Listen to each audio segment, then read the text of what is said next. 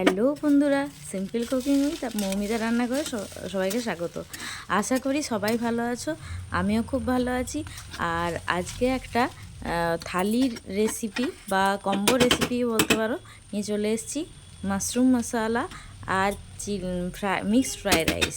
তো এটা বিয়েবাড়ি অনুষ্ঠান বাড়ির রেসিপিও বলা যাবে, আবার একটা কম্বো থালিও বলা যাবে, চাইনিজ থালি।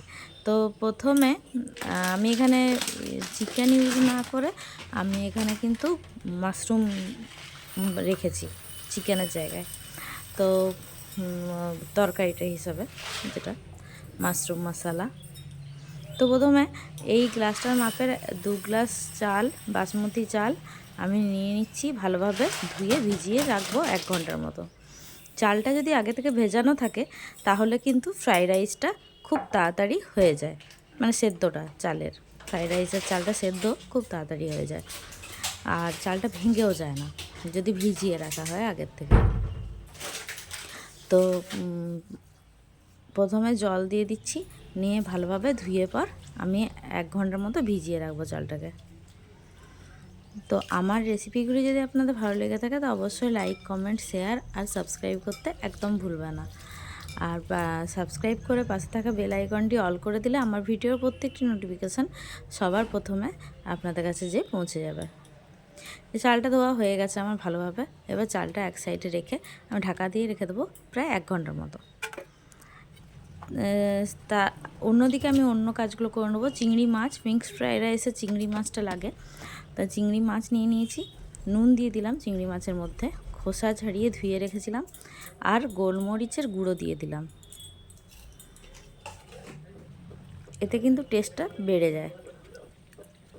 এরপর আমি যে চালটা সেদ্ধ করব তার প্রিপারেশনটা করে নেব। হাঁড়িতে জল বসিয়ে দিয়েছি, গরম মশলা দিয়ে দিলাম, তেজপাতা দিয়ে দিলাম। যাতে চালটা স্টিকি না হয়, ঝরঝরে হয়, তার জন্য তেল দিয়ে দেবো, রিফাইন তেল। আর জলটা কিন্তু মাপ করেই দিতে হবে, যতটা চাল নিয়েছি তার ডাবল জল নিতে হবে, মানে 2 গ্লাস চাল নিলে 4 গ্লাস জল নিতে হবে, এই মাপেই কিন্তু নিয়েছি আমি। নুন দিয়ে দিয়েছি। এরপর জলটাকে ভালো করে ফুটিয়ে তারপর চালটা দিতে হবে। জলটা আমি ভালোভাবে ফুটিয়ে নিয়েছিলাম, তারপরে চালটা দিয়েছিলাম। এরপর আমি সবজি কেটে নিয়েছি মাঝে, যা দরকার ফ্রাইড রাইসের জন্য। আর চালটা দেখুন আমার সেদ্ধ হয়ে এসছে প্রায় 90%-এর মতো। তো 90% চালটা সেদ্ধ হয়ে গেলে কিন্তু আমাদের চালটা ঝরিয়ে নিতে হবে জালিদার কিছুর মধ্যে। তো আমি মাশরুম মশলাটা আগে করছি। মাশরুম মশলাটার জন্য আমি কড়াইয়ে তেল গরম করে জিরে ফোড়ন দিয়ে দিলাম, আর পেঁয়াজ কুচি করে রেখেছিলাম 2টো, পেঁয়াজ কুচিটাও দিয়ে দিলাম। ভালোভাবে মিশিয়ে নেব। চাল যদি সেদ্ধ হয়ে যায় ফ্রাইড রাইসের, তো ফ্রাইড রাইসের অর্ধেকের বেশি কাজ হয়ে গেল। এরপর মিক্স করে দিলেই রেডি হয়ে যায় ফ্রাইড রাইস। তো ফ্রাইড রাইসটা যখন আমার অর্ধেকটার মতো হয়ে গেছে, আমি আগে মাশরুম মশলাটা তৈরি করে নিচ্ছি। পেঁয়াজটাকে ভালোভাবে ভেজে নিচ্ছি আমি, ভালোভাবে লাল লাল করে ভেজে নিতে হবে মাশরুম মশলার জন্য। এটার কালারটা কিন্তু একটু রেডিশ টাইপের হবে, মাশরুম মশলার লাল গ্রেভি হবে। ভালোভাবে পেঁয়াজটা ভাজা হয়ে গেছে, দেখতেই পাচ্ছেন। এরপর এর মধ্যে আমি আদা, রসুন আর কাঁচা লঙ্কার যে একটা পেস্ট বানিয়েছিলাম সেটা দিয়ে দেবো। আর একটা কাঁচা লঙ্কা আমি ফ্লেভারের জন্য দিয়ে দিলাম কেটে। যে আদা, রসুন আর কাঁচা লঙ্কার পেস্ট আমি দিয়ে দিলাম এখানে। আপনারা চাইলে গোটা লঙ্কা স্কিপও করতে পারেন।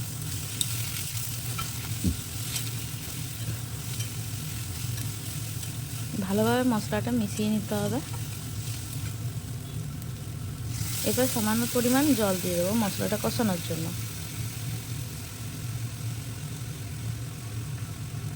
পরিমাণ মতো নুন দিয়ে দেবো, হলুদ দিয়ে দেবো, আর জিরে ধনে গুঁড়ো দিয়ে দেবো। সব গুঁড়ো মশলাগুলো দিয়ে দেবো, চিনি দিয়ে দেবো।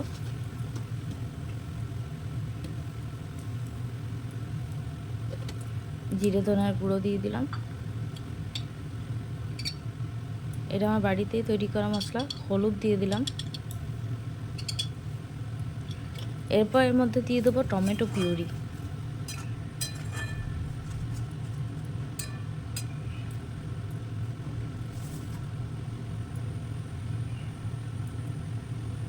একবার বাড়িতে অবশ্যই এই রেসিপিটা বানিয়ে দেখবেন, খুব ভালো লাগবে। টমেটো পিউরিটা দিয়ে দিলাম, ভালোভাবে মিশিয়ে নেব। এরপর আমি কেটে রাখা মাশরুমগুলো দিয়ে দেবো।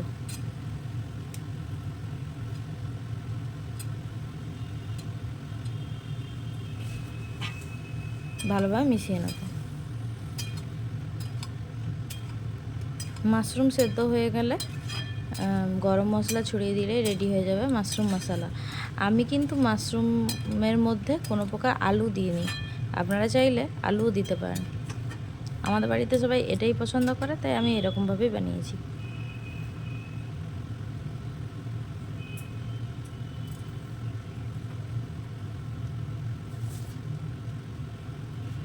এবার ফ্লেমটা লো করে ঢাকা দিয়ে রেখে দেবো কিছুক্ষণের জন্য।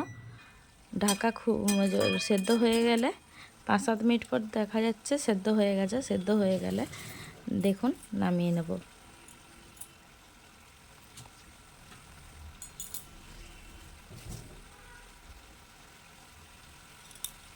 গরম মশলা ছড়িয়ে দিচ্ছি।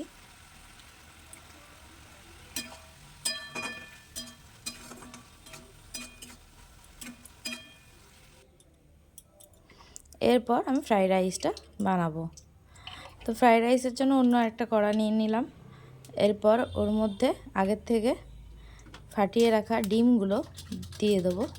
কড়াইয়ের মধ্যে তেল দিয়ে দিলাম, তেলটা গরম হতে দিলাম। ডিমটা ফাটিয়ে নিচ্ছি আমি একদিকে, নিয়ে ডিমটা দিয়ে দেবো। ডিমের মধ্যে কিন্তু নুন দিয়ে দিয়েছি আমি ভাজার সময়। এখানে কিন্তু আমি হলুদের ব্যবহার করিনি, শুধু নুনই দিয়েছি। তাহলে কিন্তু ডিমটা সাদা সাদা ভাজাটা হয় হলুদ না দিলে।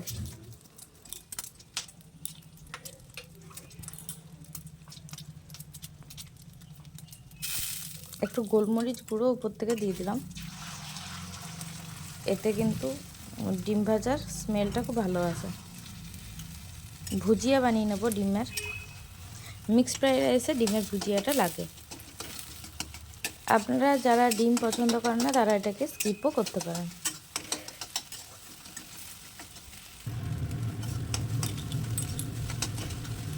বা যাদের ডিমে অ্যালার্জি আছে তারা স্কিপ করতে পারেন।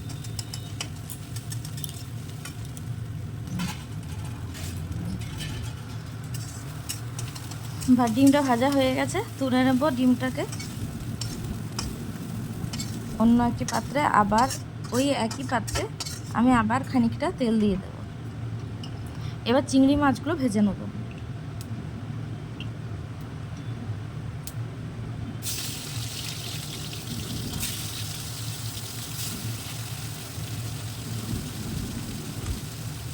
আশা করছি এত সহজ পদ্ধতিতে আজ অবধি কেউ এই রেসিপি দেখায়নি যেরকমভাবে আমি দেখিয়েছি। একবার দেখলেই মাথায় ঢুকে যাবে এবং বাড়িতে বানিয়ে সবাইকে তাক লাগিয়ে দিতে পারবেন। এরপর যে ম্যারিনেট করা চিংড়ি মাছটা ছিল সেটা দিয়ে দিলাম তেলের মধ্যে, আর ভালোভাবে ভেজে নিচ্ছি। চিংড়ি মাছকে কিন্তু বেশিক্ষণ ভাজা যায় না, তাহলে রাবারের মতো হয়ে যায়, তাই হালকা ভেজে তুলে রাখতে হবে। একটু আদা রসুন কাঁচা লঙ্কার যে পেস্টটা আমি বানিয়ে রেখেছিলাম সেই পেস্টটাও একটুখানি আমি এই চিংড়ি মাছের মধ্যে দিয়ে দিলাম। এতে স্মেলটা চিংড়ি মাছের খুব ভালো আসে। এরকমভাবে চিংড়ি মাছটা একবার ভেজে দেখবেন, শুধু শুধুই খাওয়া যায়।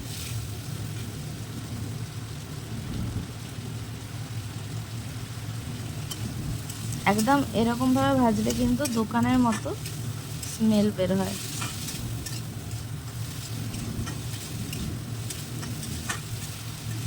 চিংড়ি মাছটা ভাজা হয়ে গেছে, তুলে নেব।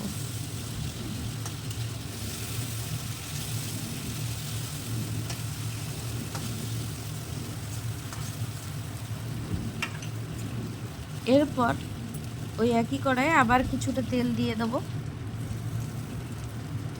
এরপর ভেজিটেবলগুলো আমি ভাজবো, তার জন্য একটু বেশি তেল লাগবে।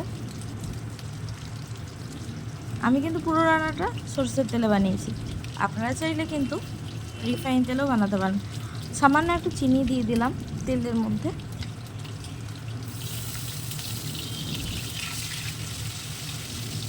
ভালোভাবে মিশিয়ে নিচ্ছি চিনিটাকে তেলের মধ্যে। এরপর আগে থেকে কেটে রাখা দুটো পেঁয়াজ মাঝারি সাইজের আমি কুচিয়ে রেখেছিলাম, সেটা দিয়ে দিলাম তেলের মধ্যে।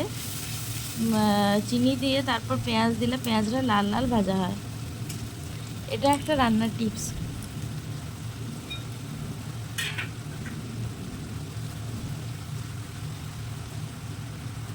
যারা নতুন রাঁধুনি আছেন তাদের এটা খুব কাজে লাগবে। তো জামাই ষষ্ঠীতে যেহেতু আমি একটু ব্যস্ত ছিলাম, আমার হাজব্যান্ডকে কিছু বানিয়ে খাওয়াতে পারিনি ভালো মন্দ, তাই আমি এই এই দিনই আমি যেদিন এই রেসিপিটা বানিয়েছি 2-3 দিন আগে, সেদিনই আমি ভালোভাবে ওকে বানিয়ে জামাই ষষ্ঠী স্পেশাল খাবার খাইয়েছিলাম। এরপর আগের থেকে বেটে রাখা আদা রসুন আর কাঁচা লঙ্কার পেস্টটা দিয়ে দিলাম, কিছুটা পরিমাণ দিলাম।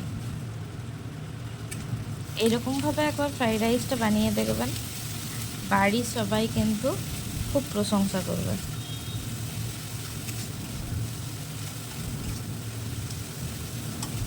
তো আমি সেদিনে এইরকমভাবে জামাই ষষ্ঠী স্পেশাল করে খাইয়েছিলাম, তো আমার হাজব্যান্ড কিন্তু খুব নাম করেছিল সেদিন। এরপর গুঁড়ো মশলাটা দিয়ে দিলাম, জিরে ধনের গুঁড়ো। এরপর যে কেটে রাখা ভেজিটেবলসগুলো ছিল সেগুলো দিয়ে দিলাম।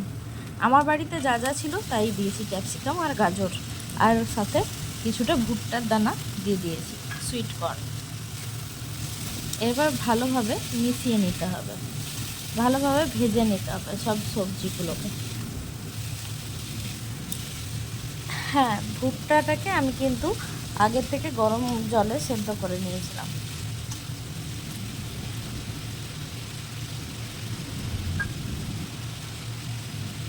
ভালোভাবে ভেজে নিতে হবে। নুন দিয়ে দিলাম পরিমাণ মতো। আমাকে কিন্তু নুনটা ভাবনা চিন্তা করে দিতে হবে। আমার চালেও নুন আছে, আর মাছেও নুন আছে, ডিমেও নুন আছে। শুধু সবজিতে যতটুকু নুনের প্রয়োজন সেই অনুযায়ী কিন্তু নুনটা দিতে হবে। ডার্ক সয়া সস দিয়ে দিলাম 3 চামচের মতো, আর ডার্ক সয়া সসেও নুন থাকে, সেজন্য নুনটা কিন্তু বুঝে দিতে হবে। কারণ আমার এই চালটা সেদ্ধ করার সময়ও কিন্তু আমি নুন দিয়েছিলাম। দেখুন রাইসটা কতটা ঝরঝরে হয়েছে। এরপর সবজিগুলো আমার সেদ্ধ হয়ে গেছে। সবজি সেদ্ধ হয়ে যাওয়ার পর আমি দিয়ে দিলাম রাইসটাকে, ভালোভাবে মিশিয়ে নিচ্ছি। ফ্রাইড রাইসটাকে ভালোভাবে ফ্রাই করাটাই হচ্ছে মেন কাজ। আর যে সবজিগুলো দিয়েছিলাম সেই সবজিগুলো কিন্তু খুব তাড়াতাড়ি সেদ্ধ হয়ে যায়, গাজর আর ক্যাপসিকাম। হ্যাঁ, আর আমি যেমনভাবে পাট করে রাইসটা দিচ্ছি, এরকমভাবেই পাট করে দেবেন, আর হালকা খুন্তির সাহায্যে নাড়াবেন যাতে রাইসটা ভেঙে না যায়। এই রকমভাবে আপনারা যদি ফ্রাইড রাইসটা করেন হালকা হাতে, তাহলে কিন্তু আপনাদের ফ্রাইড রাইসটা রাইসগুলো ভাঙবেও না, আর রাইসটা খুব ঝরঝরে হবে।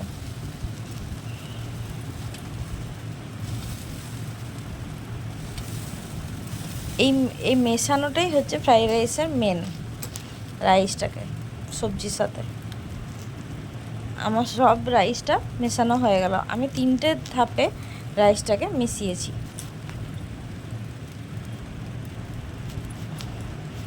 আমি যেরকমভাবে রাইসটাকে মেশানোটা দেখালাম, এই রকমভাবেই কিন্তু আপনারা রাইসটা মিশিয়ে নেবেন, তাহলে দেখবেন রাইসটা ভাঙবেও না, আর খুব সুন্দর রাইসটা ঝরঝরে হবে। আর যে মুহূর্তে আপনার রাইসটা মেশাবেন, তখন কিন্তু গ্যাসের ফ্লেমটা লো করে রেখে দেবেন, না হলে কিন্তু তলার দিক থেকে লেগে যাওয়ার সম্ভাবনা থাকে। আমার মেশানো হয়ে গেছে খুব সুন্দরভাবে। এরপর আমি কিন্তু যে ভেজে রাখা উপকরণগুলো সেইগুলো দিয়ে দেবো।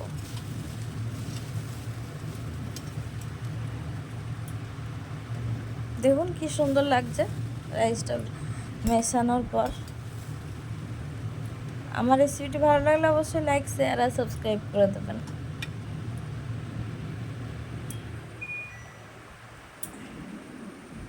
এরপর ভেজে রাখা ডিম আর চিংড়ি মাছটা দিয়ে দেবো।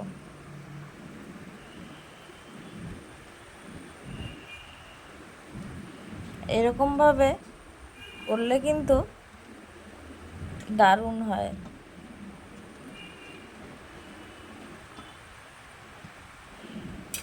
ফ্রাইড রাইসটা